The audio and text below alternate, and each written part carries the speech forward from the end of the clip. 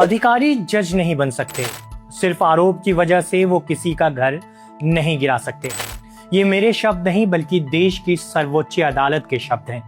लेकिन जिस तरह की खबरें आए दिन सामने आ रही हैं, उसमें क्या कोर्ट की बातों को माना जा रहा है? अगर कोई व्यक्ति किसी अपराध का आरोपी है तो क्या सरकार उसका घर बुलडोजर से गिरा सकती है? क्या किसी अधिकारी को ये अधिकार है कि वो अदालत से पहले ही सजा तय कर दे?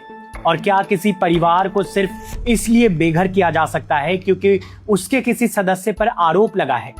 सुप्रीम कोर्ट ने इन सवालों पर 2 साल पहले ही बेहद स्पष्ट और सख्त टिप्पणी कर रखी है। देश की सर्वोच्च अदालत ने कहा था कि अधिकारी जज नहीं बन सकते, वो ये तय नहीं कर सकते कि कौन दोषी है और कौन निर्दोष।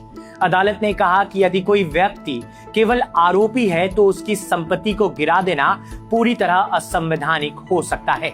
Justice B R. गवई और जस्टिस के.वी. विश्वनाथ की बेंच ने कहा था कि भारत का कानून एक मूल सिद्धांत पर चलता है।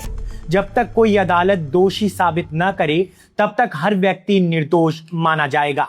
इसलिए अदालत ने 15 विस्तृत दिशा निर्देश जारी कर रखे हैं। कोई भी निर्माण शो कॉज नोटिस के बिना नहीं गिराया जाएगा। नोटिस रजिस्टर्ड पोस्ट से भेजा जाएगा और उसे संबंधित भवन पर चस्पा भी किया जाएगा। नोटिस के बाद कम से कम 15 दिन का समय दिया जाएगा ताकि प्रभावित व्यक्ति अपना पक्ष रख सके और अदालत या संबंधित मंच पर अपील कर सके। सुनवाई होगी, उसका रिकॉर्ड रखा जाएगा, अंतिम आदेश डिजिटल पोर्टल पर अपलोड होगा और अगर निर्माण गिराने का आदेश दिया भी जाता है तब भी व्यक्ति को स्वयं निर्माण हटाने के लिए समय दिया जाएगा। अदालत ने यह भी कह रखा है कि पूरी कार्यवाही की वीडियोग्राफी होगी और उसका रिकॉर्ड सुरक्षित रखा जाएगा।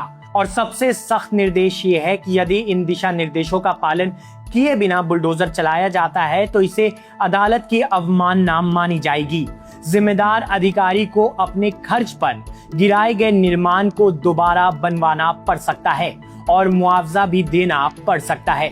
लेकिन पिछले वर्षों में देश के कई राज्यों जैसे मध्य प्रदेश, राजस्थान, उत्तर प्रदेश, गुजरात और अन्य जगहों में बुलडोजर कार्यवाही को लेकर विवाद सामने आए हैं। सवाल है जो पूछा भी जाना चाहिए कि कोर्ट की गाइडलाइंस को क्यों ताक पर रखकर लगातार बुलडोजर कार्यवाही हो रही है।